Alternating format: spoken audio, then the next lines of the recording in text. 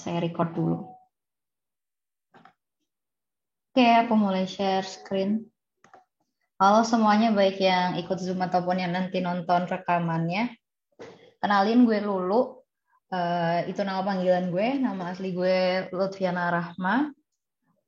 Gue jurusan Ilmu Ekonomi angkatan 2017, tapi udah lulus ya, berarti alumni. Gue bakalan jadi asisten dosen kalian untuk kelas statistika J ya. Nah, apalagi ya? Udah sih paling ya itu perkenalannya. Gue sebelumnya udah pernah jadi astrostatek juga sebenarnya. 2 semester yang lalu ya. 2 semester yang lalu. Tapi bukan di kelasnya Pak Pribadi sih. Jadi ini pertama kali gue jadi astos di kelasnya Pak Pribadi. Tapi dulu gue waktu maba kayak kalian nih, bener-bener kayak kalian. Itu dulu gue ambil kelasnya Pak Pribadi. Gitu. Emang biasa sih Pak Pribadi tuh pegang 2 kelas ya. Di hari Rabu dan hari Kamis tuh kayak dari dulu kayaknya nggak berubah deh. Oke deh, kita langsung mulai aja ya asisnya. Kita mulai dari Oke. Ini kalian ngelihat layar semuanya ya? Aku log outline dulu deh biar nggak berisik. Kelihatan nggak? Oke, sip. Next ya. Jadi apa itu statistik ya? Statistik itu adalah metodologi untuk apa ya? Mendapatkan informasi yang useful dari sebuah dataset. Nah, mungkin kalian kemarin udah ditekankan berkali-kali gitu ya sama Pak Pribadi, apa itu perbedaan statistik yang pakai S sama statistik yang nggak pakai S gitu ya. Statistik versus statistik. Nah, kalau statistik yang pakai S ini adalah ilmunya, ya, ilmu statistika. Kalau yang nggak pakai S itu adalah sekumpulan data atau statistik gitu ya. Ini lebih ke data. Kalau ini lebih ke ilmunya. Oke. Nah, gimana caranya untuk apa namanya ya? 3 steps yang 3 langkah yang penting untuk apa ya? Membuat atau melakukan ya apa namanya analisis statistika yang bagus gitu ya. Pertama kita harus cari datanya ya, datanya harus lengkap dan tidak ada representasi gitu ya. Kemudian yang kedua, kita pakai appropriate statistical tools atau alat statistika yang layak ya. Tergantung data yang kita punya tuh apa. Kemudian yang terakhir, kita harus bisa mengkomunikasikannya. Jadi gimana cara kita pakai data ya? Kita pertama datanya harus benar, yang kedua cara ngolahnya benar, yang ketiga ngeinterpretasiinnya yang benar gitu. Jadi fungsinya apa namanya? Ilmu statistika itu nggak lepas dari kata-kata itu. Oke, nah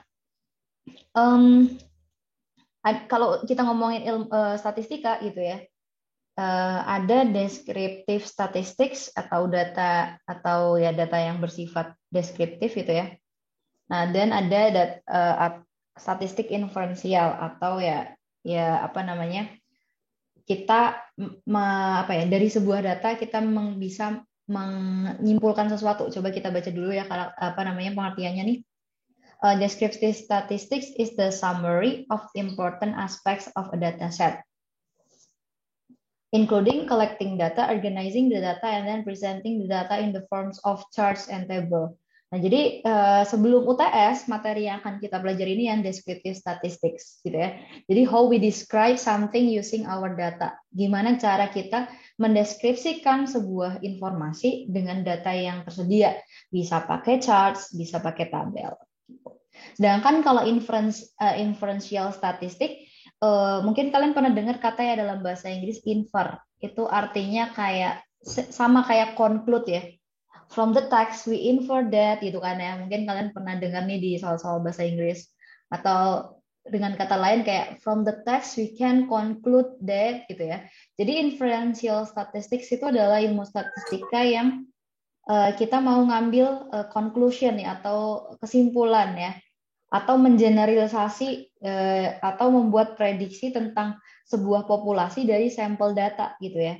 Nah, nanti juga kita bakalan bahas sih populasi sama sampel itu apa. Jadi kalau kita bahas inferential statistics nih, yang ini yang kedua, kita tuh punya misalnya kita mau ngelihat nih kira-kira gimana ya kecenderungan anak FE kalau misalnya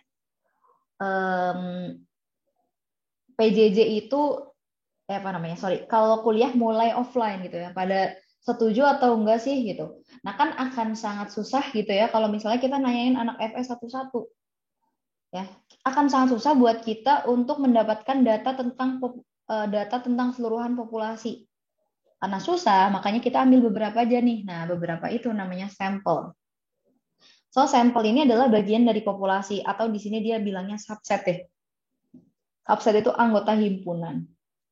Ya, sampel itu adalah anggota himpunannya populasi. Nah, sedangkan populasi itu adalah semua items atau semua individuals yang pengen kita cari tahu nih datanya gitu.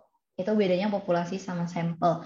Nah, nanti ukuran perhitungannya kayak tadi kalian udah belajar kan ya tentang kayak ukuran persebaran data, rata-rata data, itu untuk logonya itu berbeda ya untuk populasi sama sampel di setiap perhitungannya. Baik itu kayak standar deviasi, kalau sampel itu bentuknya S gini ya.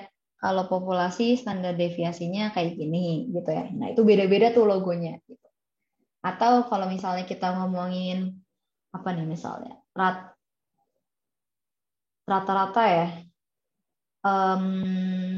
ya kalau kita ngomongin jumlah apa ya, kalau kita ngomongin pembaginya nanti kalau kita ngitungnya sampel ini N-1, tapi kalau kita ngitungnya populasi N ini artinya banyaknya orang di dalam populasi ya, N besar banyaknya orang di dalam populasi, kalau N kecil ini banyaknya orang di dalam sampel gitu. Kayak dua-duanya ini berbeda dan kalian harus memastikan kayak kalau yang kalian hitung tuh beneran sampel apa populasi gitu, jangan sampai ketukar gitu sih. Oke. Nah, maka dari itu karena kita nggak bisa nggak bisa mengambil keseluruhan gambar dari populasi, kita ambil sampel aja. Nah, untuk mengambil data dari sampling itu namanya adalah untuk mendapatkan data mengenai sampel ya itu namanya adalah sampling gitu ya. Sampel itu dibutuhkan untuk menjadi wakil atau menjadi representatif untuk melihat populasi. Jadi kita kayak ngintip populasi itu dari sampel yang kita ambil. Nah, untuk pengambilan sampel itu harus random ya sifatnya, sehingga kalau kita random kita bisa memastikan kalau setiap setiap perwakilan di dalam populasi itu ada gitu. Misalnya kita mau ngambil anak FE. Oh ya, anak FE itu misalnya kita mau ambil data sampel anak FE. Ya yang perempuan ada, yang laki-laki ada, atau yang misalnya yang Jabodetabek ada, yang non Jabodetabek pun ada gitu. Jadi kayak sampelnya tuh diambilnya harus random. Nggak bisa kita kayak sengaja milih subset tertentu aja gitu. Oke, kenapa kita nggak pakai data populasi? Pertama karena susah, dan juga yang di sini disebutin itu susahnya dalam biaya ya. Kalau di sini maksudnya mahal gitu. Terus juga susah buat dapat semua orang yang ada di dalam sampel. Oke, jadi itu yang namanya sampling. Oke. Nah, sekarang kita bahas tipe data ya. Data itu pertama ada yang cross section. Kalau kita ngomongin data cross section gitu ya, cross section tuh maksudnya datanya itu mencerminkan ciri-ciri dari banyak hal gitu ya. Misalnya kita mau lihat nih berapa produksi sektor-sektor yang ada di Indonesia di tahun 2020. Nah, itu berarti cross section karena kita mau ngitung bidang-bidang yang berbeda. Misalnya pertanian berapa juta nih produksinya. Terus industri berapa juta gitu ya. Jadi ini namanya cross section. Tapi kalau time series kita itu ngelihatnya jangka waktu. Jadi kayak overtime ya. Di sini kan tulisannya over several time periods. Nah, jadi kalau misalnya kamu lihat di data ini ya, profit di 2007 nih, misalnya yang warna hijau ya. Yang warna hijau ini namanya cross section. Kenapa? Karena dia di tahun yang sama, terus company-nya itu beda-beda. Oke. Nah, tapi kalau kita ngelihatnya cuma company A overtime atau di waktu yang berbeda, itu namanya data time series. Oke. Jadi yang hijau ini namanya data cross section, yang merah namanya time series. Nah, kalau semuanya digabungin, ini namanya adalah data panel ya, atau panel data gitu. Nah, nanti kalau kalian ada yang anak ilmu ekonomi nih, nanti kita bakalan belajar apa ya, khusus nih buat data cross section dan data time series untuk melihat pola-polanya gitu ya. Tapi itu nanti masih di tahun ketiga sih sebenarnya. Terus mungkin buat anak yang mene terus berminat manajemen keuangan, penting nih buat mempelajari juga data time series gitu. Oke. Nah, itu buat data sih. Sampai sini ada yang mau ditanyain nggak? Atau udah jelas? Wih, oke. Sorry. Ternyata udah banyak ya yang join. Alhamdulillah. Baik.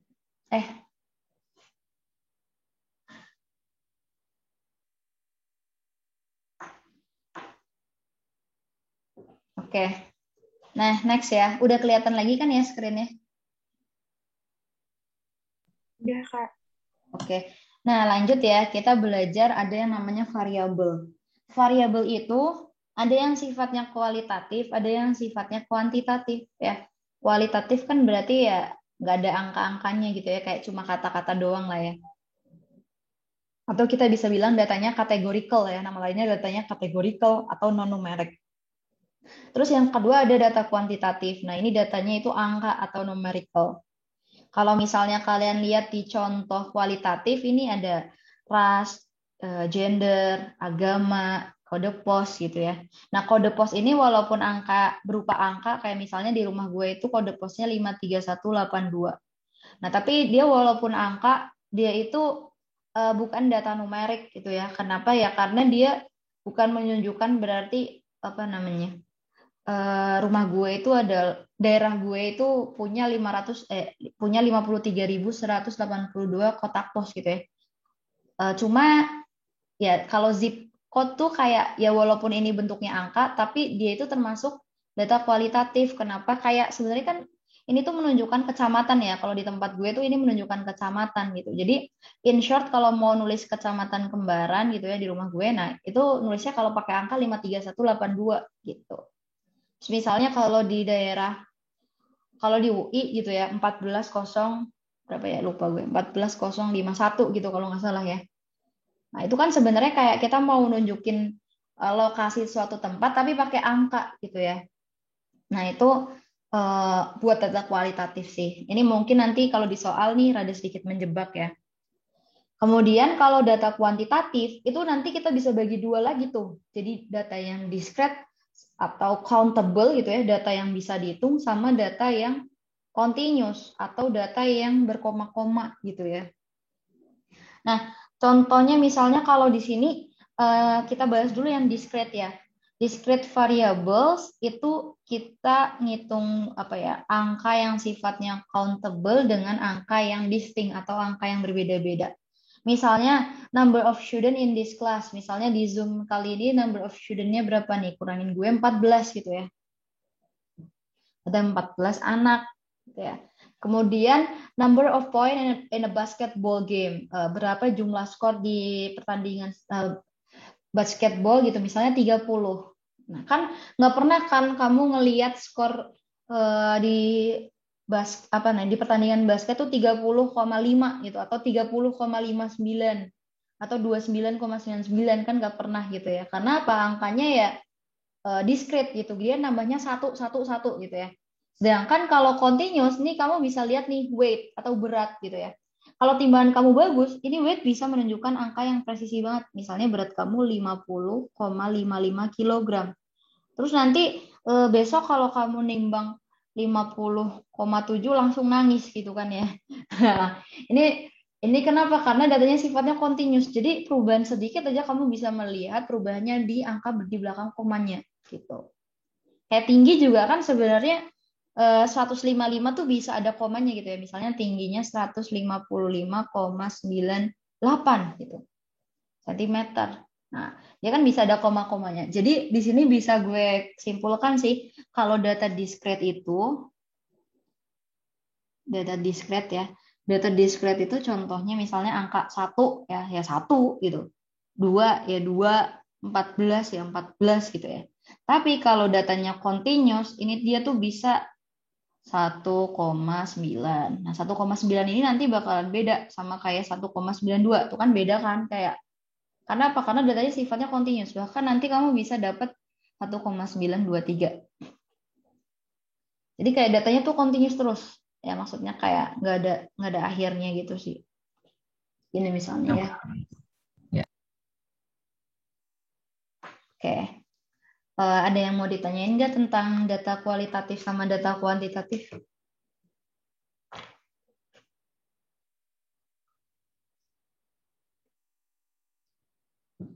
Oke. Semoga jelas ya. Nah, sekarang kita coba latihan nih. Coba, which of the following variables are qualitative dan which are quantitative? Jadi mana yang kualitatif, mana yang kuantitatif. Kalau kuantitatif, spesifikasiin dong variabelnya itu discrete atau continuous. Coba, misalnya yang A. Points scored in a football game. Itu apa tuh? Ada yang mau jawab? Kuantitatif discrete, Kak. Kuantitatif. Oke, Kuantitatif discrete, Kak. Wah, semangat banget ya. Senang yang ngajar maba tuh gini tahu. Nanti masih awal, iya. Ini gue bahkan takut tahu kalau nanti deh ini soalnya direkam di YouTube ya. Aduh, ini kayak kalau udah mahasiswa akhir tuh kayak ya udah nanti kalian bakalan ngerasain lah. Tapi mumpung masih awal ya, jadi kalian masih bisa semangat. Seremnya, Kayak misalnya nih, gue dulu waktu maba juga kayak IPK gue turun sedikit kayak menyesal gitu kan. Waktu udah mahasiswa akhir, ya udahlah yang penting lulus gitu. Oke deh. Ya ini benar ya, dia kuantitatif ya. Dan dia discrete. Kan lo nggak pernah kan lihat skor sepak bola 5,5. Ya, aneh banget gitu. Oke. Terus yang B, racial composition of a high school classroom. Kualitatif, Kak.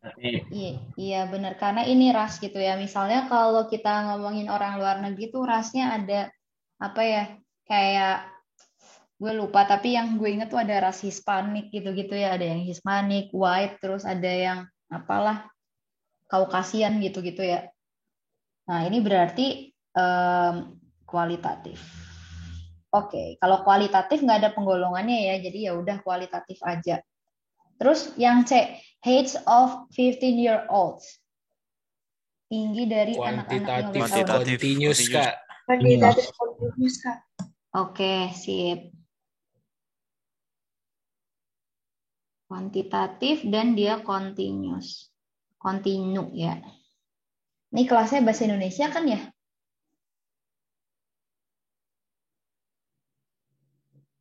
Oke deh. Sekarang gimana, Kak? Kelasnya bahasa Indonesia kan ya? Kelas kalian. Oh. Iya, Kak. Sih. Iya sih. Tapi maaf ya, soalnya bahasa Inggris. Maaf ya, soalnya bahasa Inggris. Apa-apa. Oke, nomor 12. Which of the following variables are sama aja sih pertanyaannya, coba yang A. Colors of cars in a parking lot. Kualitatif, Kak. Kualitatif, benar. Kualitatif. Nah, sekarang lanjut yang B. Time it takes each student to complete a final exam. Kuantitatif continuous.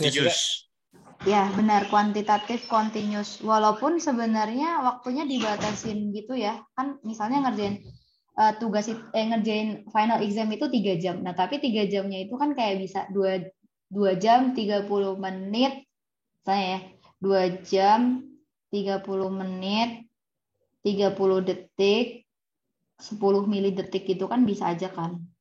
Nah, kayak kalau misalnya biasanya kalau ada kompetisi yang kompetisi yang ngitungin waktu banget, nah itu biasanya dihitungin sampai milidetik tuh. Oke, sekarang yang C, the number of patrons who frequent a restaurant. Kuantitatif diskret nggak sih? Ya, betul. Patrons itu apa artinya? Pelanggan. Ya, mungkin pelanggan atau pelayan kali ya. Ya, intinya orang lah ya. Kecuali number of water.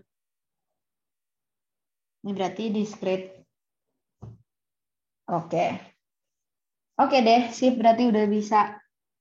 Nah, sekarang kita ngomongin skala pengukuran. Ya, in order to choose an appropriate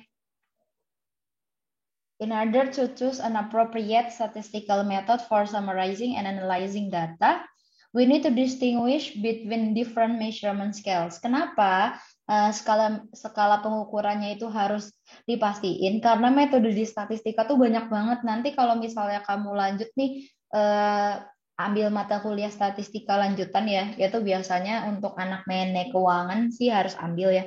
Terus nanti kamu bahas ekonometrika juga, itu nanti metodenya beda-beda tuh. Nah, buat kita nentuin metode mana yang kita mau pakai gitu ya, kita harus lihat dulu skala pengukurannya, apakah dia nominal, apakah dia datanya data kualitatif atau data kuantitatif. Kalau data atau variabel kita kualitatif gitu ya, kita pakainya nominal sama ordinal. Kita sebutnya itu datanya nominal sama ordinal. Tapi kalau datanya kuantitatif, itu datanya bisa berupa interval atau rasio. Nah, sekarang kita coba yang kualitatif dulu ya. Kualitatif itu ada yang pertama nominal. Jadi kita mengkategorikan atau menggrup gitu ya, membuat kelompok data, tapi grup-grupnya ini enggak berdasarkan urutan apapun. Contohnya, pria sama wanita ya.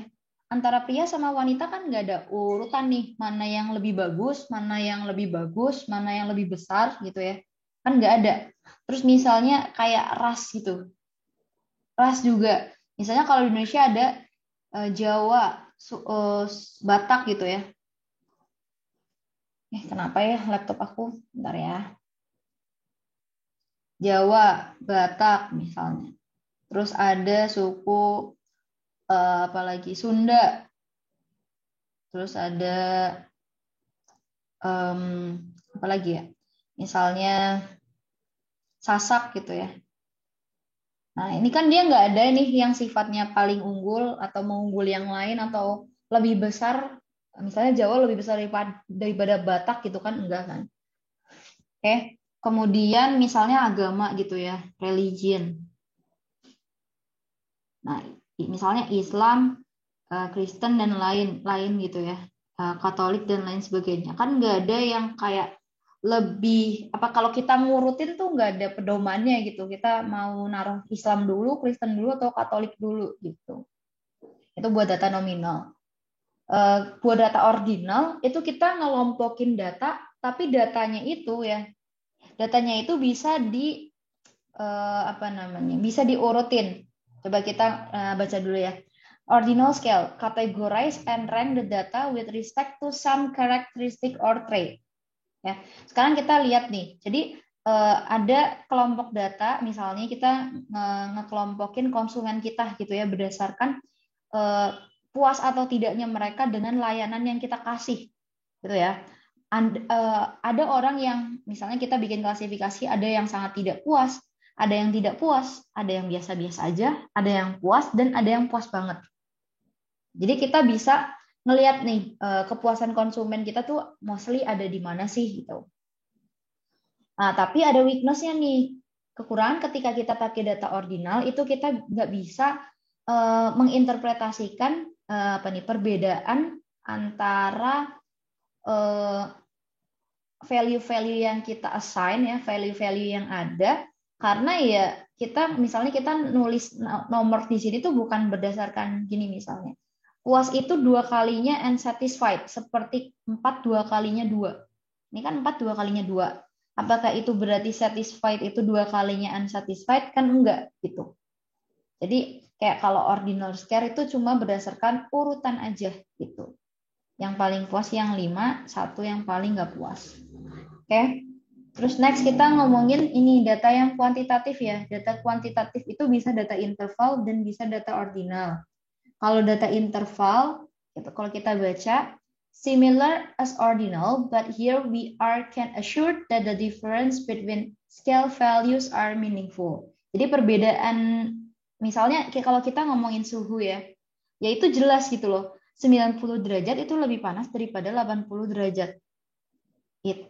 Di mana perbedaannya adalah 10 derajat gitu ya. Thus, the arithmetic operation of addition and subtraction are meaningful. Kayak misalnya jam 5.30 itu lebih awal 30 menit dibandingkan pukul 6. Ya kan? Jadi kayak addition sama subtraction itu meaningful banget. Nah, tapi apa nih ya? The main drawbacks of data on an interval scale is that 0 point does not reflect a complete absence of what the data is. Jadi misalnya kalau kita ngomongin jam gitu misalnya ya, apakah jam 00.00 AM ini artinya tidak ada jam sama sekali atau tidak ada waktu sama sekali? Kan enggak gitu ya. Atau kalau kita ngomongin suhu, apakah 0 derajat itu artinya tidak ada suhu sama sekali?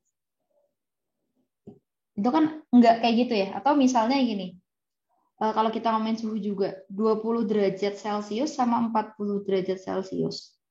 Nah, ini kan bukan berarti misalnya 20 derajat Celcius ini di Bandung gitu ya. 40 derajat Celcius ini misalnya di Mesir. Nah, kalau kita udah tahu data kayak gini, kita nggak bisa nih ngatiin kalau suhu di Mesir itu 2 kalinya suhu di Bandung. Ya. Jadi kita nggak bisa ngomong itu tuh 2 kalinya. Oke, itu kalau data interval. Sedangkan kalau data rasio gitu ya. Kalau data rasio ini dia sebenarnya sama kayak interval tapi dia punya absolute 0 point. Jadi contoh, kalau kamu misalnya uang nih ya, kalau kamu punya uang 0, kan artinya kamu nggak punya uang gitu. Nggak punya uang. Atau kalau misalnya amount of firm's profit. Oh, kalau profit perusahaan itu 0 ya berarti artinya apa? Nggak laba atau nggak untung gitu. Itu rasio. Nah, sekarang dia karena ini namanya rasio, maka kamu bisa bikin perbandingan ya. Oh, uang 200.000 itu 2 kalinya uang 100.000. Nah, ini baru nih kamu bisa bikin rasio. Beda sama interval yang kamu nggak bisa bilang kalau Mesir itu 2 kali lebih panas daripada Bandung. Gitu. Oke, jadi ini ya kata-kata yang perlu kalian highlight nih. 0 point does not reflect a complete absence of what gitu. Oke. Now sekarang kita coba ada question nih. What is the level measurement? What is the level of measurement reflected by the following data? Ini adalah age ya. The age of each person in a sample of 50 adults who listen to one of the 1,230 talk radio stations in the United States. Yes, jadi ini umur dari 50 orang yang mendengarkan radio di Amerika Serikat. Kira-kira menurut kalian dia itu nominal, ordinal, interest, atau rasio kalau umur? Yang jelas rasio. Iya benar rasio. Yang jelas nominal sama ordinal nggak mungkin ya. Iya. Nominal sama ordinal nggak mungkin. Karena kalau nominal ordinal kan dia harus data kualitatif ya, jadi nggak mungkin. Nah sekarang kita tinggal interval sama rasio. Yang mana nih? Kalau interval itu kan dia nggak bisa dibikin rasio ya. Nah, sekarang coba ini tidak bisa dibikin rasio. Coba kalau ada orang umurnya 20 tahun. Itu dia setengah kali pernah hidup di dunia daripada orang yang umur 40 tahun kan. Nah, kita bisa bikin rasio nih. Ya, ada perbandingannya. Berarti ini jawabannya adalah yang rasio gitu. Oke, terus yang B.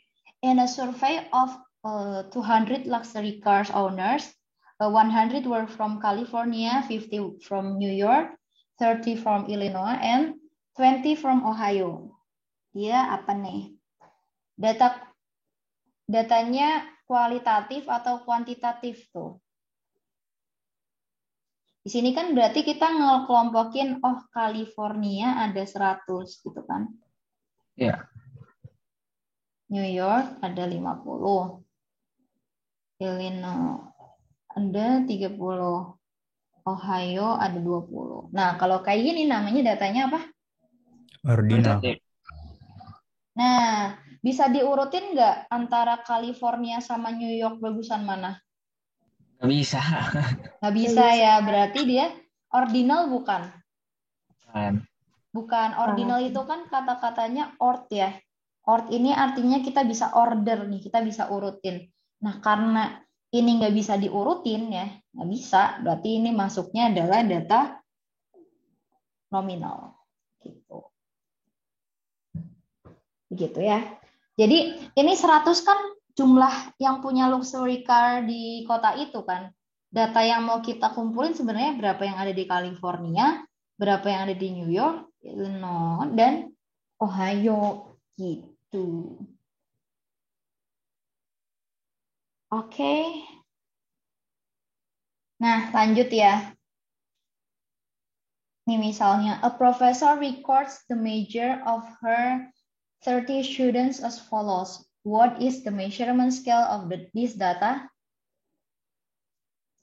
Nih, dia datanya kualitatif ya, jelas. Kalau kualitatif kan berarti kita mikir nih, kalau Noir itu kan kualitatif, kalau interval ratio itu kuantitatif ya. Kalau nominal ordinal itu kualitatif. Oke. Nah, ini kan berarti kualitatif kan, accounting-nya berapa, marketing-nya berapa, finance-nya berapa. Nah, dan dia nggak bisa diurutin nih, tuh ya.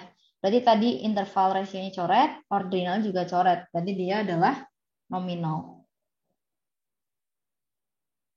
Terus yang B, summarize the results in tabular form. Nah, kalian disuruh bikin di dalam sebuah bentuk tabel. Misalnya nanti kalian bikin tabelnya gini, dari majors, misalnya ya, accountingnya berapa, marketingnya berapa,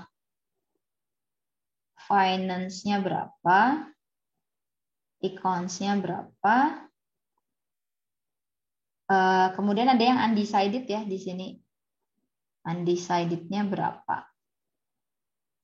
Oke, nah ini berarti numbers of student gitu ya misalnya. Number of students. Oke, nah accounting misalnya berapa nih? 1, 2, 3, 4, 5. Aduh, nggak urut lagi. Berapa sih accounting-nya? Boleh dihitungin nggak? Kalian ngelihatnya berapa accounting-nya di situ? 1. 5. Bukan. 5, Kak. 5, Kak. 5 ya? Kayak 5 Iya, ya? Kak. Ya udah deh, percaya aja deh. 5. Marketingnya berapa?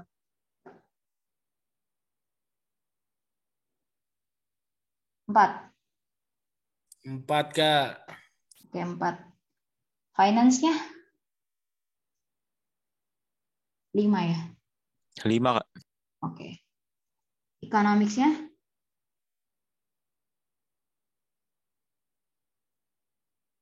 6 ya? 6. Oke, 6. 7. Mana 7? 7, Kak. 7 ya? Yang kiri 1 ya. Oh iya, 7 ini 1 ya? Oke, 7. Oke, coba undecided-nya? 2, 4. 4? 4. Ya, Kak, 4. Oke, kita jumlahin. Sama nggak sama perkalian itunya? 9, 18, 26. Aduh. Nggak bisa. 25 ya? Mene-nya nggak dimasukin, Kak. Oh iya, betul sekali. Skip ya. Thank you. Oke, manajemen. Manajemennya berarti berapa tuh? 5 nggak sih, Kak? Oke, 5. Ya, oke, 5. Berarti totalnya ada 30 ya. Nah, kita kaliin nih. 6, ini kan Oh, 6. 30. 6 kali 5 berapa? Oh iya bener deh enggak? 30. Gue jadi panik. Oke, 6 kali 5 kan 30 ya. Oke deh. Itu ya. Terus, what information can be expected from the data? Ya, kamu bisa ambil informasi apapun. Misalnya, Paling banyak. ya paling banyak gitu. Atau kayak yang paling sering, atau nih kayak yang 5 itu mana aja, kayak terus persentasenya itu boleh kayak kamu explore aja, mau ngomongin aja. Gitu. Oke. Nah, ini juga kamu nanti bisa tentuin ya level of measurement-nya, nominal, ordinal, atau ratio. Contohnya misalnya student IQ ratings, dia kan berupa angka, ya nggak? Berarti apa nih? Kalau berupa angka, nominasinya adalah I sama R. Tapi dia ada nggak 0 absolutnya? Bisa nggak sih IQ orang 0? Enggak. Jadi kayak Enggak, dia Kak. ada, ya benar, dia pasti ada minimum value-nya gitu kan. Terus bisa nggak, apakah benar orang yang IQ-nya 200 itu 2 kali lebih pintar daripada orang yang IQ-nya 100? Kan enggak ya? Ya. Ya, berarti dia jawabannya bukan rasio ya kan? Tapi jawabannya adalah ya interval tuh. Terus misalnya yang B, distance students travel to class. Nah, ini jelas banget ya nggak?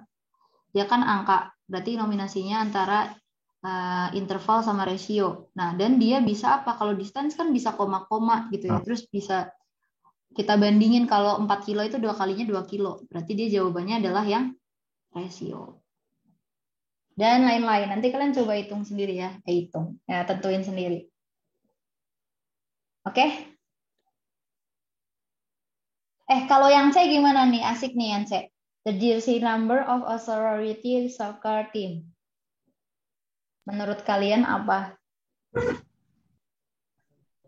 Nominal, Ya, Kak, ordinal? Nominal. Nominal, Kak. Ordinal. Nominal ya? Kenapa bukan interval? Tapi kan dia angka.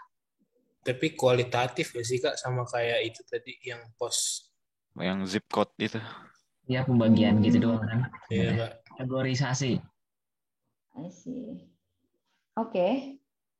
Make sense. Tapi kalau interval tuh tadi karakteristiknya apa ya? Gue jadi harus ngeliat lagi nih. Kalau interval kan dia assure that the differences between scores are meaningful. Oh ya, benar. Berarti dia jawabannya adalah yang nominal ya. Pertama, kan ada 4 ya. Sekarang karena kita bingung ya, nominasinya 4 aja ya.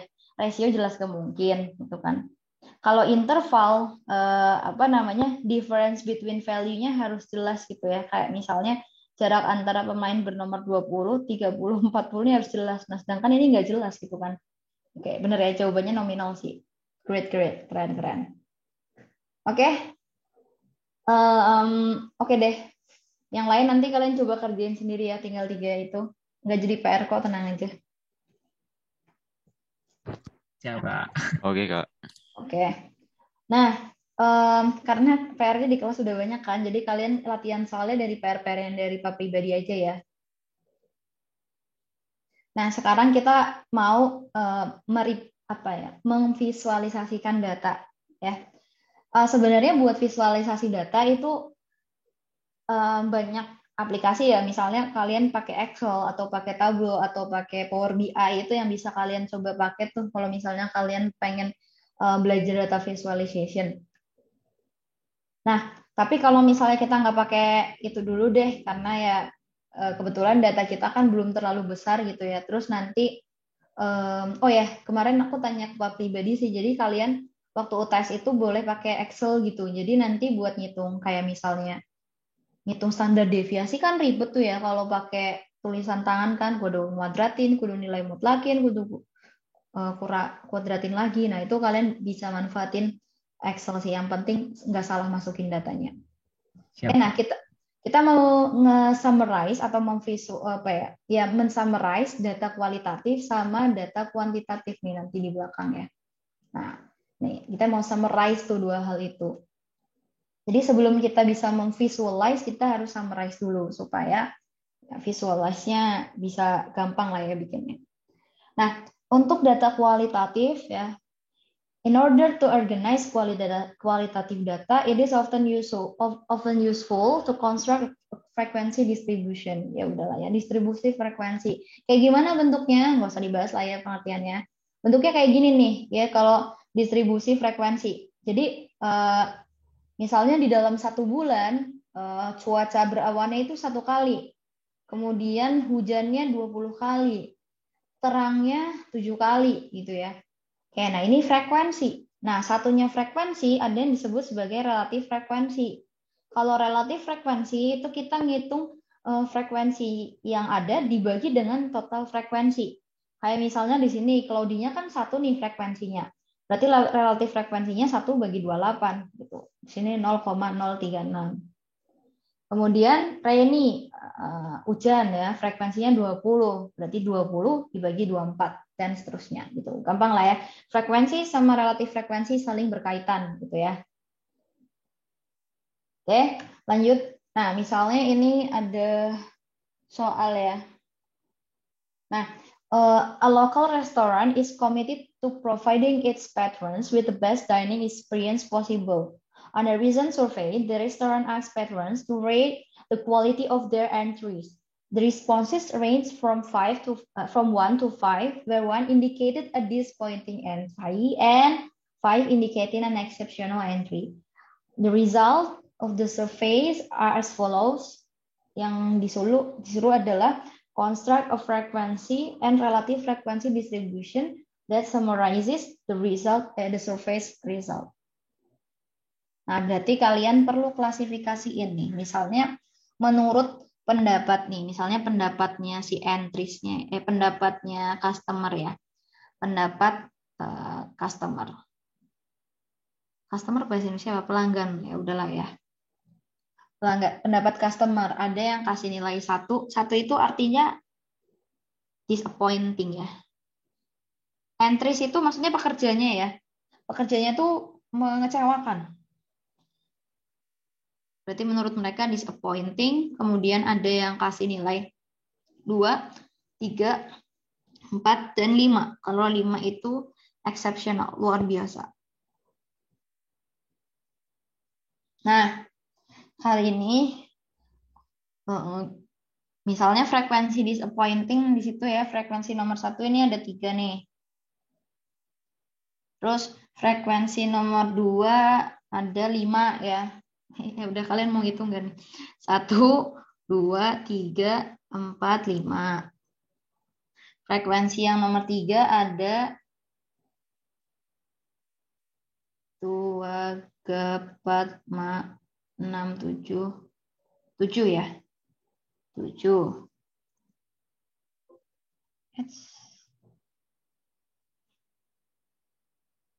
Bentar ya guys. Ke cancel nih. Oke, yang nomor 4 misalnya ada 9, terus yang ini ada 12 gitu ya. Nanti kalian bisa cek ya, itu insya Allah sih benar. Oke, nah ini kalau ditambahin itu 36. Oke, nah ini adalah apa namanya frekuensi tabelnya. Construct a frequency distribution. Ya, ini frekuensi distributionnya. Kalau kita ngomonginnya relatif frekuensi, ya berarti yang ini berarti 3/36. Berapa tuh 3/36? 3/36. Ya, kalian boleh siap-siap kalkulator ya setiap kita asis. Karena masih akan banyak hitungannya. 0,083. Terus yang ini 5/36. 0,138. 7/36. 0,194. 0,194. 25, 0,33. Ya, yang jelas ini kalau ditambahin hasilnya harus 36/36 ya kan? Ini kan 5/36. Ini 7/36. Ini 9/36. Ini 12/36. Yang jelas yang apa itu namanya? Pembilang apa penyebut ya? Pembilang ya. Pembilangnya kan 36 tuh. 36 bagi 36 ya ini kalau ditambahin harus 1. Gitu. Kalau relatif frekuensi itu jumlahnya harus 1. Oke, gampang kan ya? Ada yang mau ditanyain?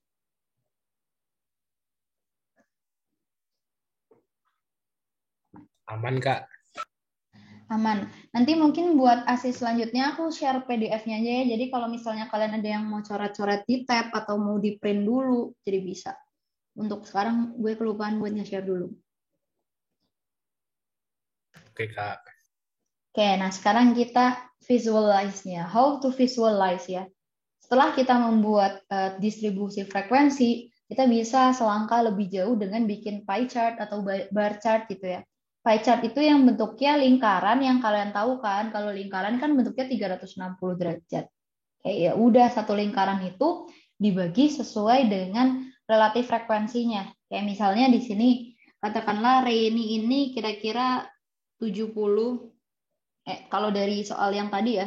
Ini kan masih ada nyambung sama yang tadi nih. Reni itu 20 ya. 20 kan ya. Ada 20 hari kita cuacanya itu rainy atau hujan.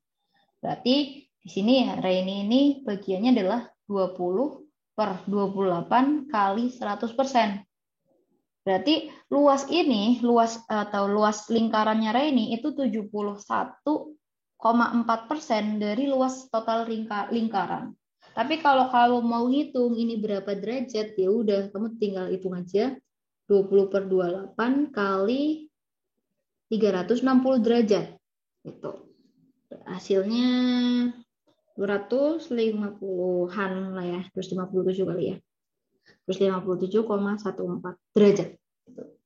Ini ternyata 257. Yaitu pie chart. Jadi ngitungnya harus berdasarkan derajatnya. Ya, nanti kalau kalian disuruh bikin pie chart, berarti kalian kudu siap-siap bawa jangka ya, atau kayak. Tapi kan kalian udah bisa pakai Excel ya, jadi pakai Excel aja sih.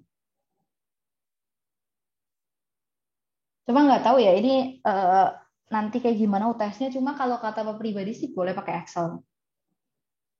Oke, kemudian yang kedua ada bar chart. Ya udah kan, tinggal dimasukin aja tuh frekuensinya.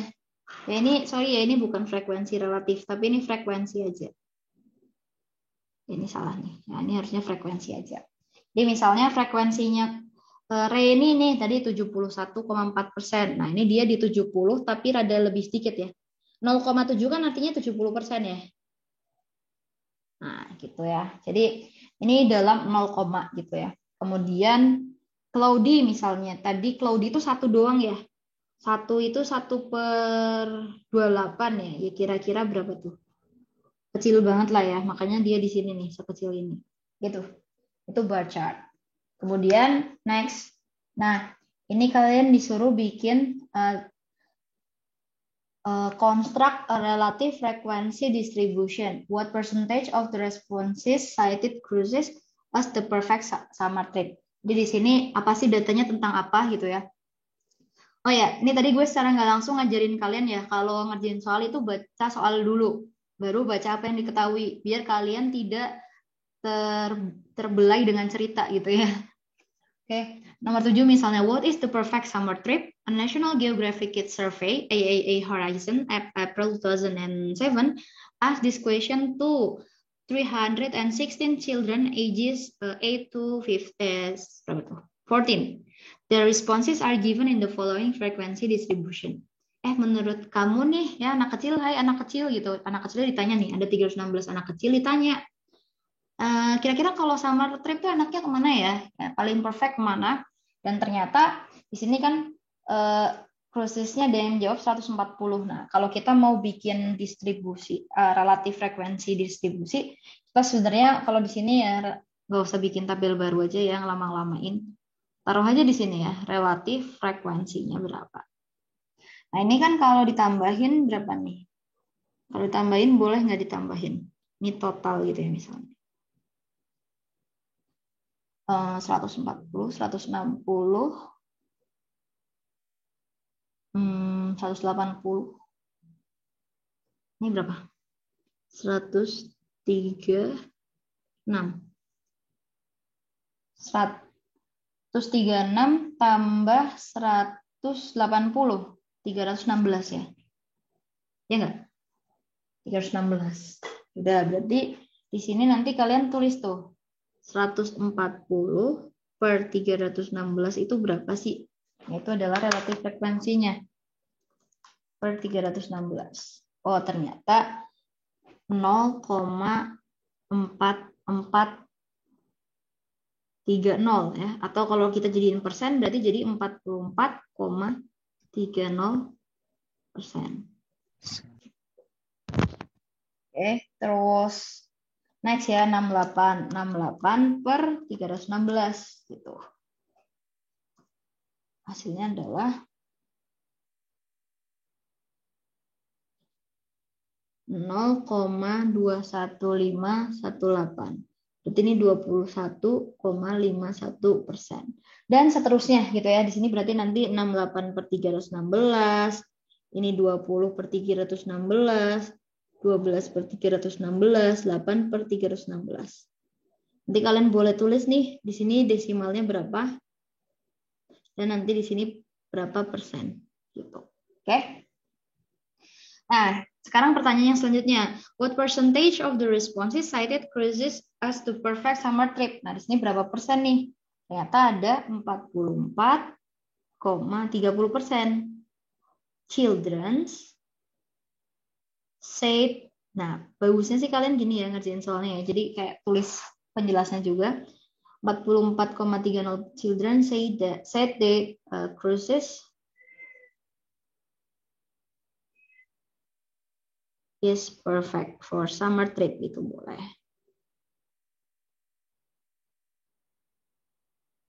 Summer. Oke. Nah, sekarang kalian disuruh bikin bar chart ya. Nah, kalau kalian bikin bar chart itu kalian sebenarnya ada banyak pilihan sih ya. Kalau aku boleh tulis di sini gitu ya. Sekalian aku nunjukin ini ya, Excel-nya ya.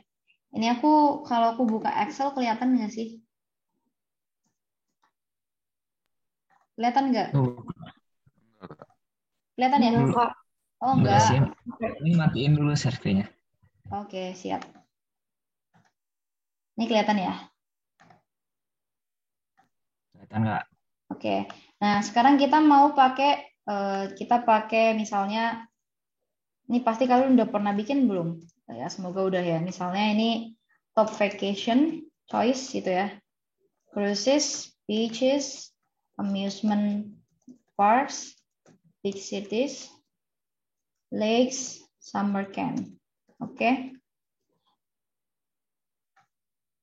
Oke, nah ini ada frekuensinya. 140, 68, 68, 20, 12, 8. Cara menjumlahkan itu sum ya. Sum, ini blok aja, terus kurung tutup ya. Sama dengan sum, kurung tutup blok tempat yang mau itu tutup. Nah, ini adalah totalnya.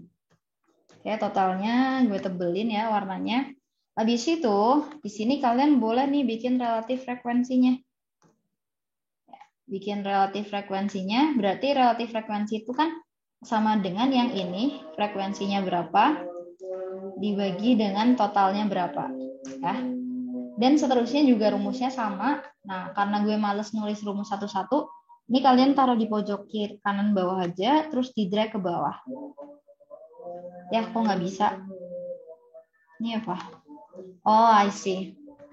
Nah, jadi kalau kalian mau menetapkan kolom ini sebagai pembagi, ya di rumusnya itu di sini harus ada dolarnya, guys. Dolar dua-duanya. Kalau ada dolar dua-duanya, ini kalau aku zoom ya. Kalau ada dolar dua-duanya di rumusnya ini, nanti dia bisa nih di drag ke bawah. Nah, ketemu deh. Ini kalau kita blok ya sama aja, 68 dibagi dengan 316. Nah, ini kalau kita lihat 68 yang ini dibagi 316. Ini kalau kita lihat 20 dibagi 316. Oke, nah ini kalau kita jumlahin, kita sum lagi ya. Ini hasilnya pasti 1. Tuh. Nah, sekarang how to gimana caranya bikin tabel?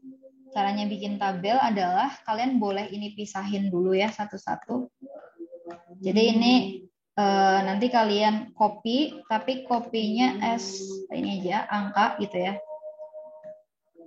Terus di sini kalian copy top vacation-nya. Jadi kita mau bikin satu-satu nih tabelnya. Pertama kita mau bikin tabel yang sumbu ininya adalah frekuensi. Jadi di sini kalian bisa insert. Terus di sini langsung ada bar chart-nya tuh. Ya, pilih aja bar chart yang ini misalnya. Sorry. Ini ya. Nah, ini yang totalnya nggak usah di ini ya, totalnya nggak usah di blok, jadi cuma yang 6 ini. Terus kalian pilih yang yang ini aja, yang bar chart ya, yang 2 dimensi. Oke, boleh terserah aja sih yang mana aja. Yang ini ya berarti. Nah, ini berarti frekuensi top vacation-nya. Oke, kita pindahin nih gambar yang kalian udah dapat di sini. Nah, kalau kita tulisin data label atau data table, axis title-nya di sini ya, title-nya ini adalah frekuensi. Jadi kita kan tadi ini pakai yang frekuensi ya. Jadi misalnya ini ditambahin aja ya, kalian tulis data labelnya. Di sini kita lihat ternyata yang milih cruises itu 140, yang milih beaches itu 68, yang milih amusement parks itu 68 juga, big cities 20 dan lain sebagainya. Ini berarti judulnya ini adalah top vacation choice gitu. Oke. Nah, sekarang kita bikin bar chart buat yang buat yang relatif frekuensi ya. Nah, nanti kalau di UTS kalian boleh buka laptop atau boleh ngitung di Excel, ya udah kalian bikin tabelnya di Excel aja, nanti tinggal di lembar jawabnya kalian bikin aja pakai tulisan tangan gitu. Sebenarnya nanti itu bisa didiskusin sih, kayak misalnya Pak boleh nggak ya UTS-nya kayak gini atau kayak gini. Soalnya gue baru pernah 2 kali UTS tulisan tangan ya, jadi kayak kurang ngerti. Dan itu tulisan tangan semua waktu itu, gue kayak ya gitu. Kalau gue nggak pernah ngalamin matkul-matkul yang hitungan kayak gini tuh boleh atau enggak. Soalnya kan gue IE ya, jadi kayak nggak kayak kalau ngitung-ngitung mikro itu kan lambangnya susah-susah tuh, nggak bisa tuh kalau pakai words kelamaan ya, cari-cari symbol-nya. Jadi mendingan ditulis tangan. Oke, ini aku blok lagi ya, top vacation relatif frekuensinya aku blok. Terus insert ya, pencet insert. Terus pencet yang ini nih, ini bar chart. Kalau yang lain nggak sesuai ya, ketik aja yang ini. Oke. Nah, kalian boleh nih insert misalnya axis titles. Axis titles-nya nanti berarti di sini kan 0,0-nya itu adalah relatif frekuensinya. Relatif frekuensi. Yang ini adalah vacation choice-nya. Oke, nah ini kalian copy, masukin ke PowerPoint, gitu ya. Jadi nanti sampai kalian skripsian pun kayak kalian bikin datanya tetap di Excel, karena di PowerPoint nggak ada pilihan buat ya visualisasi datanya ya.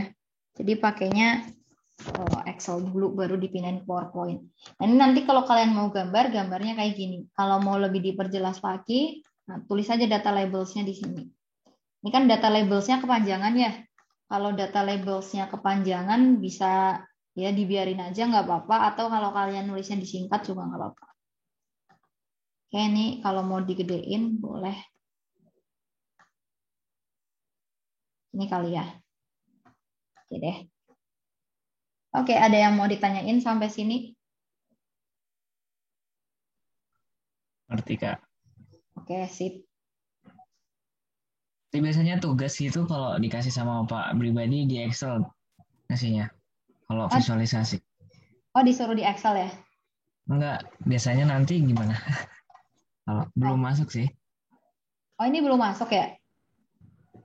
Iya. Tanyain aja sih, tapi ini apa namanya, life hack aja, bikin dulu aja di Excel. Jadi kayak kalian nggak perlu ngitung-ngitung langsung kan. Yang penting apa? Yang penting kalian udah tahu nih, ngitung relatif frekuensi itu frekuensi dibagi total gitu. Yang penting kalian konsepnya udah tahu. Masalah ngitung kan itu masalah muli ya sebenarnya. Iya. Semoga sih dengan online-online gini perkuliahan di mata kuliah statek jadi makin dikit ya. Dulu sih nguli banget sih, jujur. Oke. Mudah sih pakai Excel harusnya. Ya kan? Kenapa?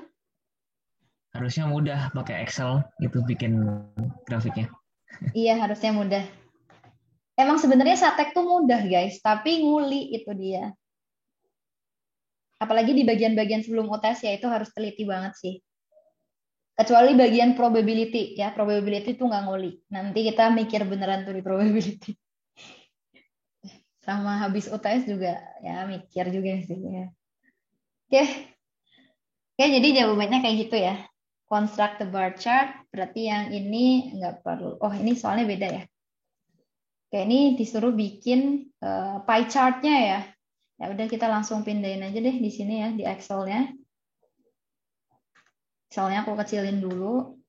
Aku taruh di sheet kedua ya. Ini berarti construct a relative frequency distribution. Oh, berarti bikin relative frequency distribution-nya dulu ya. Ya, kamu tulis di sini relatif frekuensinya. Soalnya apa sih ini? Tentang apa? The following table list US revenue of major car rental companies. Oke. Ini totalnya berarti berapa nih? 10,7 tambah 4,7 tambah 4 tambah 1,5 tambah 1. 21,9 ya. 21,9 dollars. Oke, nah relatif frekuensinya nanti kalian hitung nih ya. Hitungnya berarti di sini nanti 10,7 bagi 21,9. Ya, daripada kita ngitung, kita coba pakai Excel aja ya. Yang penting kalian udah tahu nih kalau ini 10,7 bagi 21,9. Ini 4,0 bagi 21,9, ini 1,0 bagi 21,9. Yang ini juga nanti ditulis ya, cuma terlalu kecil. 4,7 bagi 21,9. Gitu. Kita coba masukin aja. Sini berarti car rental company-nya. Ini revenue-nya. Revenue 2009. Oke, nah ini berarti enterprise, hertz, avis, dollar, other. Ini in billions ya, tapi nggak apa-apa deh. Ini biasanya ada laptop yang komanya itu pakai koma, ada laptop yang komanya itu pakai titik ya. Jadi pahami karakteristik laptop kalian. Kalau laptop gue itu dia komanya pakai koma. Oke, nah ini berarti ini berarti hertz-nya 4,7, 4,0, 1,5, 1. Ini kalau kita totalin, oke, 21,9. Ini total, ya. Mari kita buat, langsung aja kita buat yang ini ya. Insert, totalnya nggak masuk ya, sorry, totalnya nggak masuk. Kita blok, oke, ulangi deh. Ini ya blok yang ini, blok yang mau kita bikin aja. Terus ini yang mana aja terserah. Yang catat lah. Ada yang enak tidur ya. Tidur aja tidur. Oke, ini apa nih, data labels. Klik aja data labelsnya ya. Nah, terus boleh kalian tambahin access title-nya, sesuaiin aja. Oke. Nah, itu buat yang apa namanya, kalau disuruh bikin ini kalau frekuensi ya, atau oh ya, ini sumbu-nya berarti revenue-nya ya. Revenue-nya ini company-nya. Oke, nah sekarang kalau misalnya kita bikin perbandingan relatif frekuensinya. Berarti yang ini dibagi dengan totalnya gitu ya. Dan ini jangan lupa dikasih dolar ya di sini. Sebelum, Nah, ini juga dikasih dolar. Salah ya dolarnya tuh. Nah, kayak gini harusnya. Oke, enter ya. Terus kita ke bawahin. Oke, nah hasilnya 1 kan, sama aja.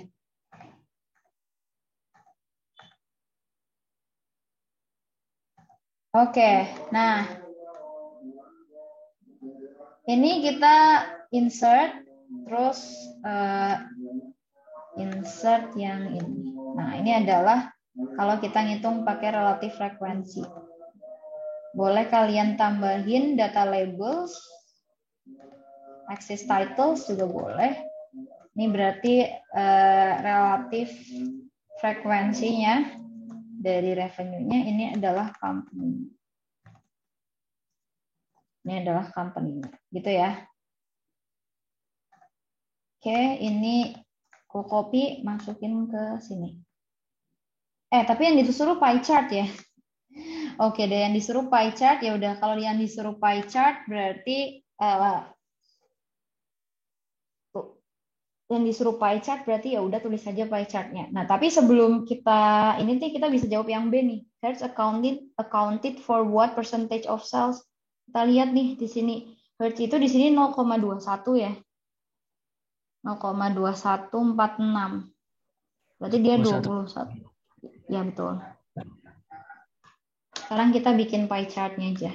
Buat bikin pie chart sebenarnya sabep ya, mau pakai yang mana aja. Pakai yang atas ini, langsung aja. Bikin insert pie chart. Pie chart berarti yang ini nih. Donut chart. Nah, ini dia revenue 2019. Kita copy aja ya. Kalau mau ditulis data labelnya juga boleh. Data labels. Kita taruh di Excel kita. Nah, ini dia Excel kita. Karena kita nggak disuruh ngitung yang lain. Ini aku kecilin aja.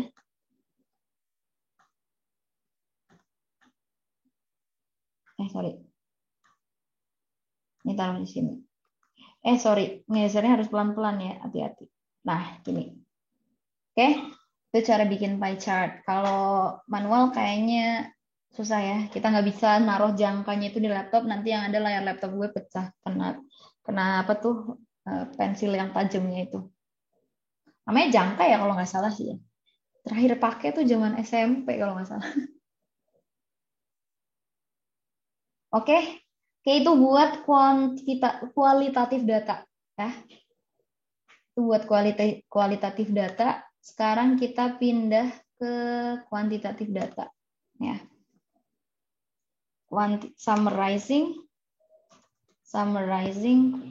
quantitative data. Let's start. Ya.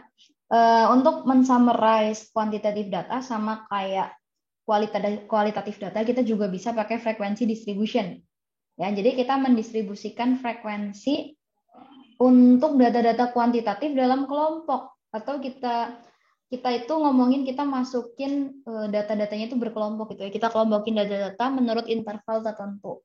Nah, ternyata ada guidelines-nya nih. Gimana cara bikin intervalnya itu? Misalnya cara bikin kelasnya berapa, terus kelas intervalnya hitungnya gimana, itu ternyata ada guidelines-nya. Ini biar nggak ada distraksi, aku full screen aja ya. Oke. Nah, di sini ada tulisannya, classes are mutually exclusive and exhaustive. Mutually exclusive itu artinya satu nilai hanya masuk ke dalam satu kelas ya. Jadi eksklusif. Kelasnya itu ya satu data itu hanya bisa masuk di satu interval kelas tertentu. Sedangkan kalau exhaustive itu artinya datanya itu harus lengkap ya. Jadi lengkap, exhaustive. Oke. Nah, step pertamanya itu kalian harus menentukan jumlah kelasnya berapa. Pakai rules 2 pangkat K. Gitu ya. Kemudian kalian step yang kedua, kalian bikin interval kelasnya. Yang interval kelasnya itu bisa dihitung dengan cara H-L dibagi dengan K. Ya. Oke, Nanti kita bahas H itu apa dan L itu apa. H itu adalah data tertinggi, highest value of the data. Kalau L itu adalah lower value of the data.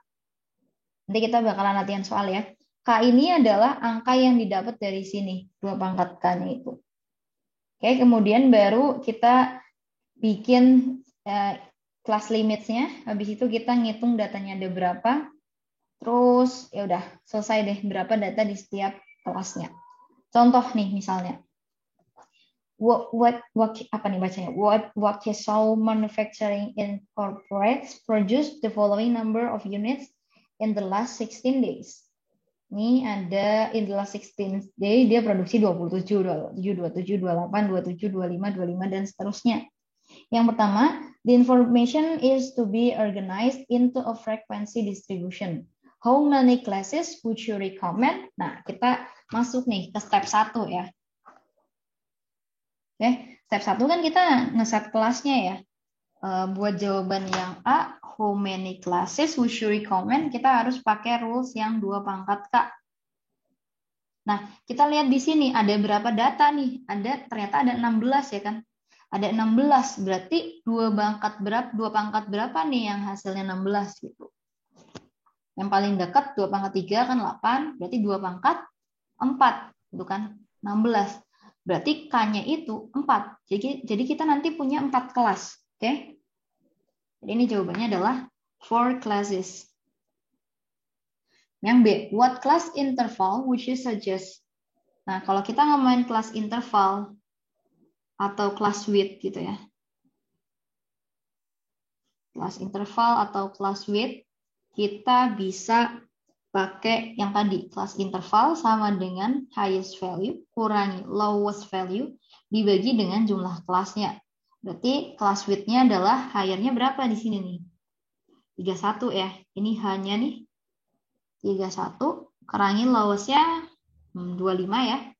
25 dibagi kelasnya ada 4. So, I-nya adalah 31 kurangi 25 berarti 6 ya. 6/4. Atau di sini I-nya 1,5 ya. Atau I-nya ini kita bisa buletin jadi 2 ya. Kalau bulet ini boleh kalian kasih sama dengannya yang kayak gini ya. Yang bengkok. Oke. So nanti lebar kelasnya itu 2. Misalnya di sini kan datanya ada dari 25 sampai 31 ya. Ya udah kita bikin nih kelas ya. Kita langsung aja bikin kelasnya. Di sini kelasnya berarti dari kelas pertama ya. Kelas pertama itu dari data terkecil kan 25. 25 dan 26. Kenapa cuma 25 sampai 26? Karena kita mau kelas width-nya 2. Sesuai dengan rule yang ini, kelas width kita 2. Kan berarti 25 sampai 26. Terus di sini berarti 27, 28. Yang ketiga berarti 29, 30. Yang keempat ini berarti 31, 32. Nah, sekarang kalian hitung nih. Berapa frekuensi sih yang ada di kelas 1? Yang ada di 25 sampai 26.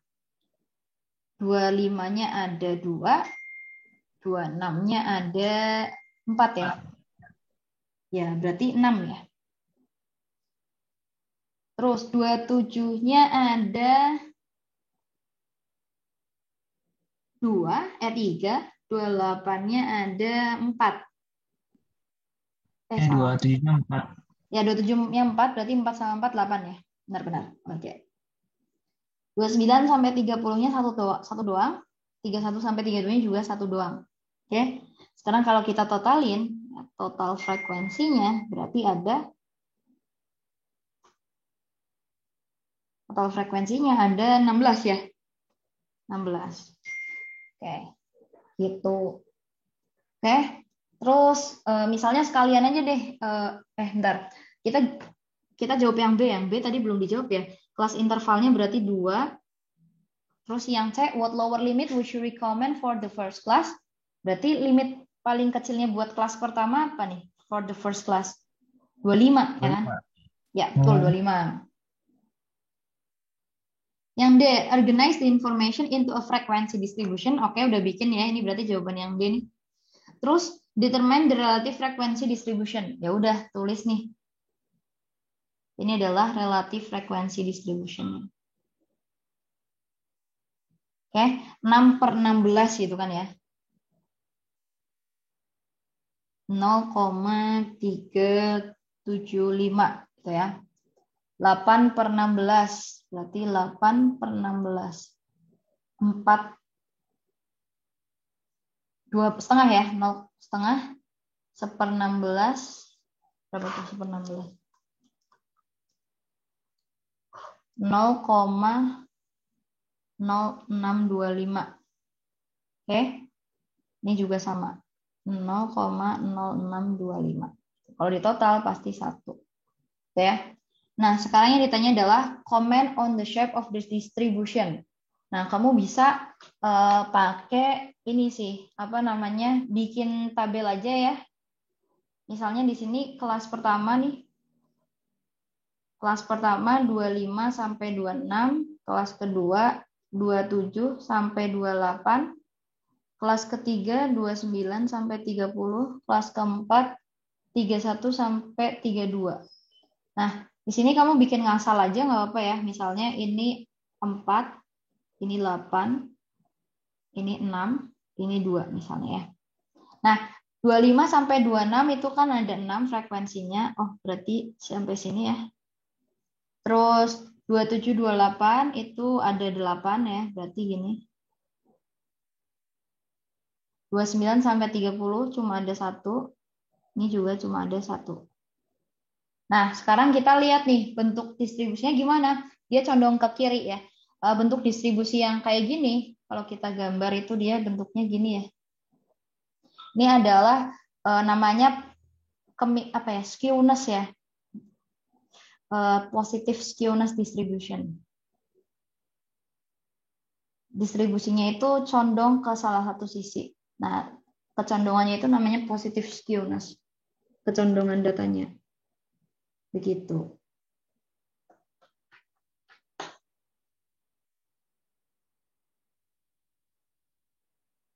Oke.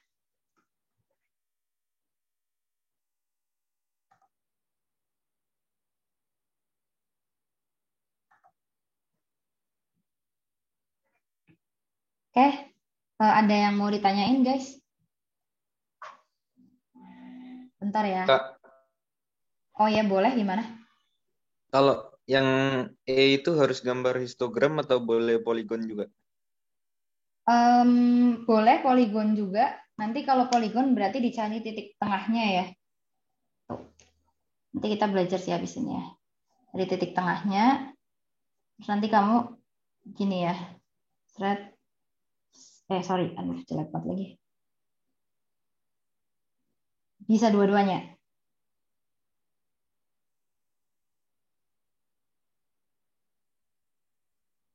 Ya, ini harusnya pakai pakai penggaris ya, atau biar agak rada lurus dikit gitu.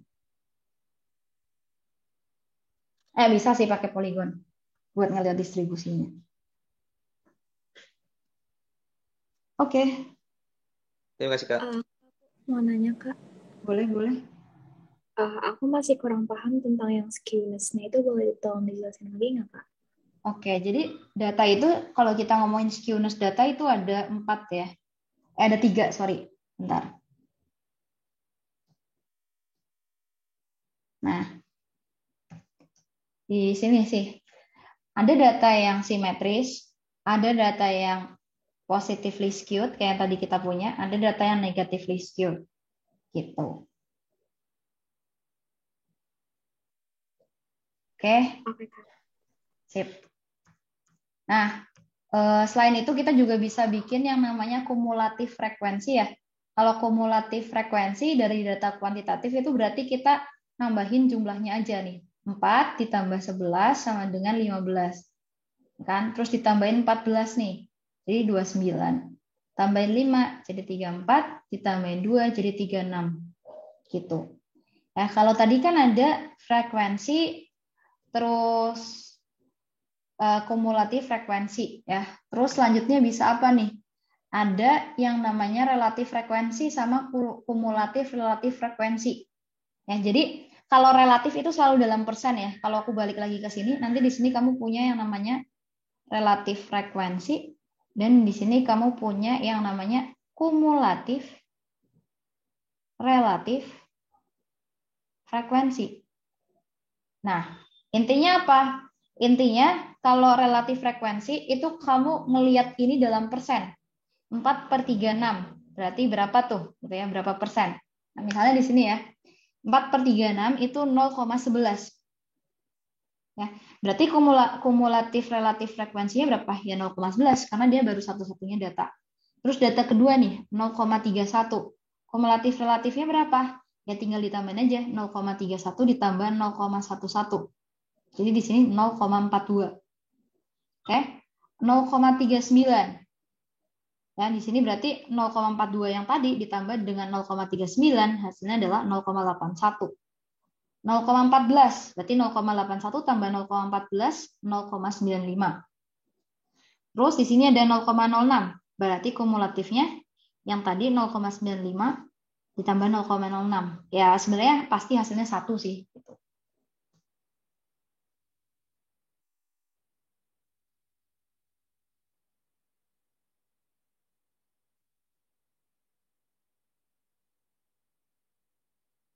Oke.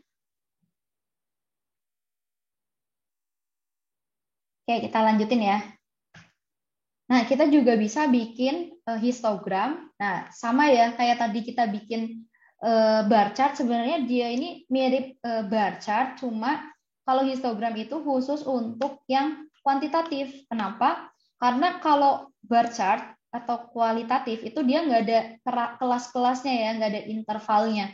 Kalau di datanya kuantitatif, kita di sini punya interval, kelas interval, yang intervalnya di sini 100 gitu katakanlah ya. Oke. Nah, jadi histogram itu adalah kumpulan apa ya? A series of rectangles dari persegi panjang yang mana width dan height-nya of each rectangle, kalau width-nya itu merepresent lebarnya itu merepresentasikan lebar kelas, sedangkan tingginya itu merepresentasikan frekuensi dari kelas itu. Kayak misalnya di sini range 300 sampai 400 frekuensinya 4. Gitu. Dan lain sebagainya. Oke. That is histogram.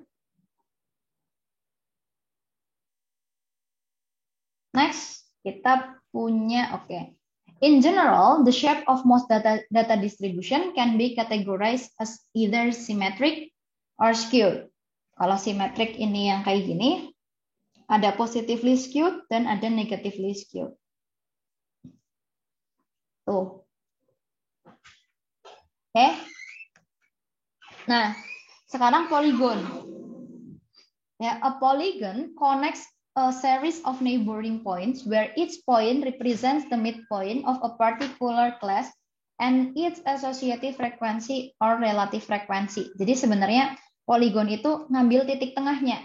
Ya, ini titik tengahnya, titik tengahnya, titik tengahnya, titik tengahnya, titik tengahnya dihubungin. Ini adalah polygon. Gitu. Pokoknya yang garis yang melewati tengah-tengah aja ya, kayak histogram berarti kan. Ya, kayak histogram. Jadi untuk membuat poligon kamu harus bikin histogram dulu sih sebenarnya. Gitu. Oke. Nah, kalau ogive ya, kalau ogive itu adalah apa? Kalau ogive itu dia harus berupa kumulatifnya. Jadi kenapa ogive bentuknya kayak gini? Ya karena kumulatif kan, kumulatif lama-kelamaan bakalan makin nambah kan. Jadi misalnya di sini dari lower n sampai 300 itu 0 ya kumulatifnya. Ini masih pakai data yang ini tadi ya, masih pakai data yang ini tadi. Nah, yang diambil itu kumulatif relatif frekuensinya nih, yang ini. Atau boleh juga sih pakai kumulatif yang frekuensi ya. Jadi pakai yang kumulatif lah intinya kalau ogive. Kita mau ngitung kumulatifnya. Yang jelas dia bakalan naik terus dong, karena dia pakainya kumulatif. Misalnya nih, ini kan kumulatifnya 0,11, ya udah di sini nih. Oke, 0,42 sini, 0,81 sini, 0,95 sini dan 1 di sini. Gitu. Oke. Dan sih udah selesai nih asisnya. Nah, ini ada soal ya. Nah, gimana cara bikinnya? Kalian berarti perlu bikin, pertama kan di sini dia disuruh bikin frekuensi distribution using classes of 3 up to 5 ya. Berarti nanti kalian hitung nih yang 3 nih apa namanya kelasnya ya. Kelas intervalnya, interval. Ya, ini 1, 2, 3. Ini datanya ada berapa nih? Ada 3 dikali 30 ya. 4, 5, 10 kelas berarti ya. Satu kelasnya kan 3 tuh, 3, 4, 5.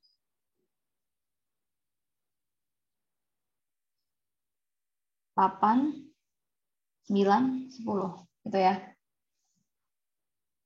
Oke, kalau 3 up to 5. Berarti 3 up to 5. Nah, kalau 3 up to 5, nih, ini gue juga rada, ntar ya, gue cari informasinya dulu.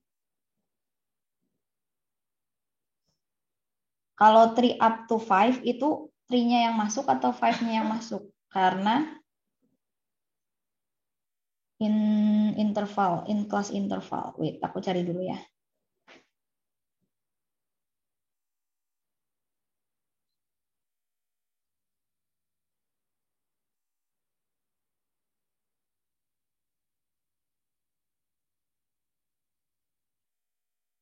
Oke, tunggu bentar.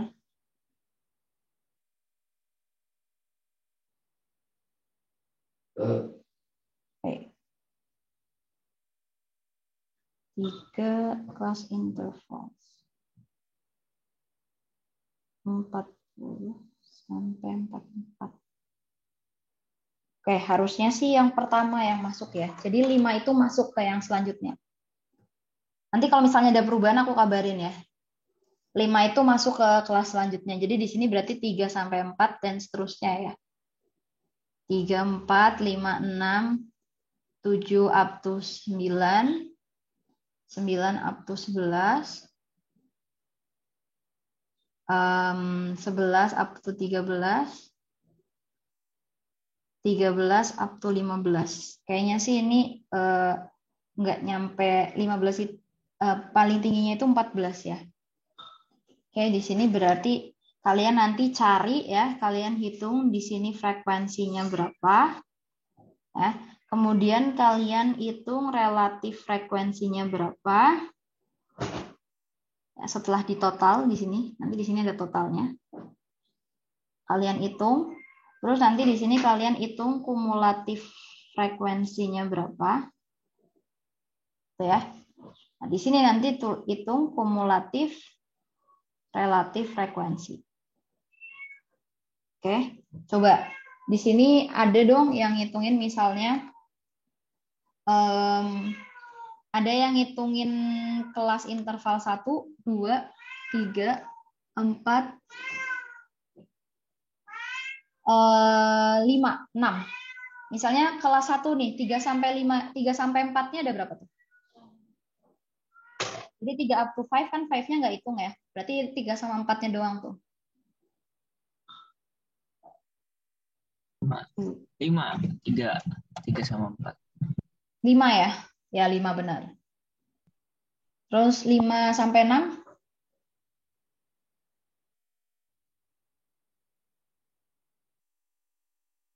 5 juga, Kak. Ya 5. 7 sampai 8?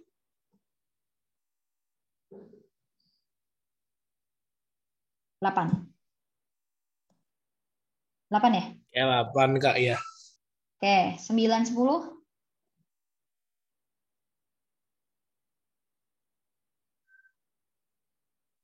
Berapa? 4?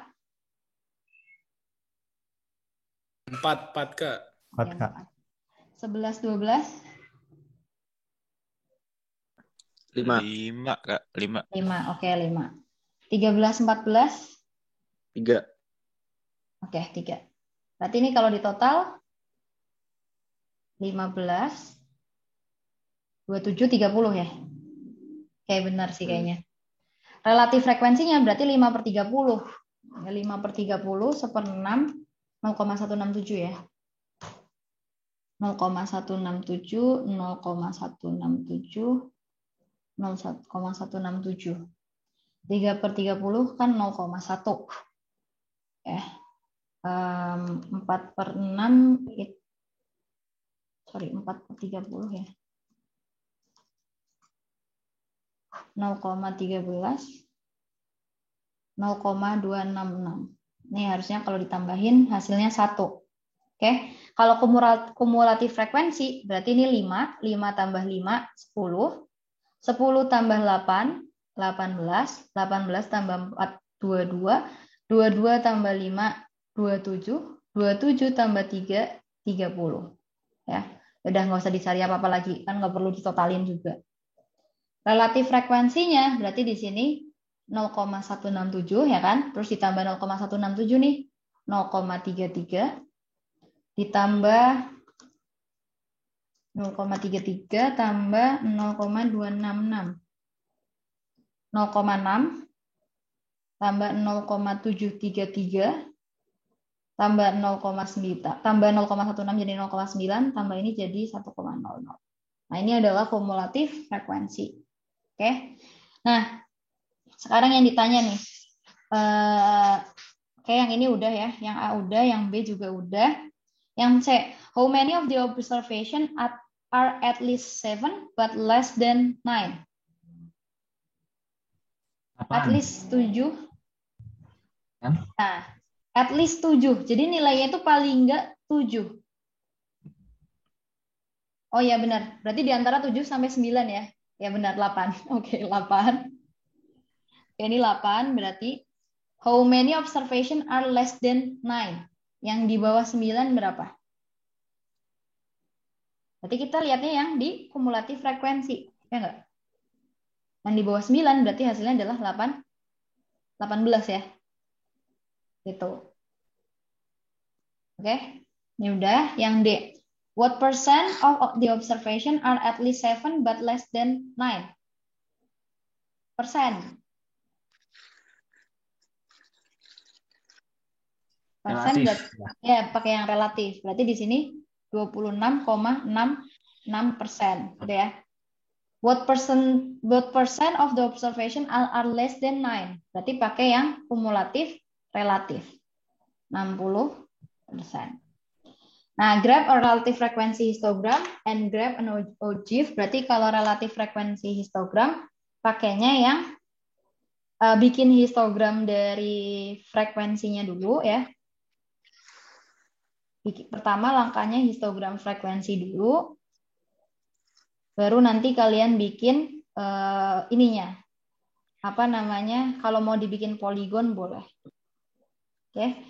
Kalau ogive gambarnya dari mana? Pertama kalian bikin dulu histogram dari yang kumulatif ya. Nanti baru kalian cari titik tengahnya. Nah, itu namanya ogive. Gitu. Oke, sampai sini ada yang mau ditanyain nggak?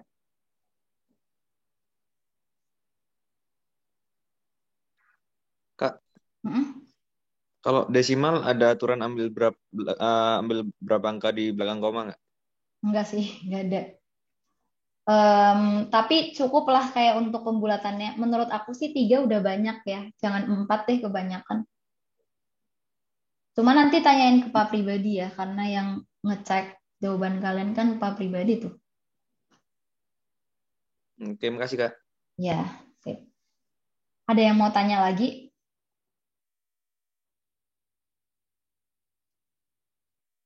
Oke deh, kalau nggak ada yang tanya berarti kita udahan nih. Udah stop share. Bentar ya, aku mau screenshot dulu. Oke. Makasih ya buat yang udah nyempetin datang hari ini. Kita ketemu lagi minggu depan. Ini statek disj ya. Masih 1. Oke deh, makasih semuanya. Dah. Kasih Kak. Makasih Kak. Makasih Kak. Makasih, Kak. Makasih, Kak.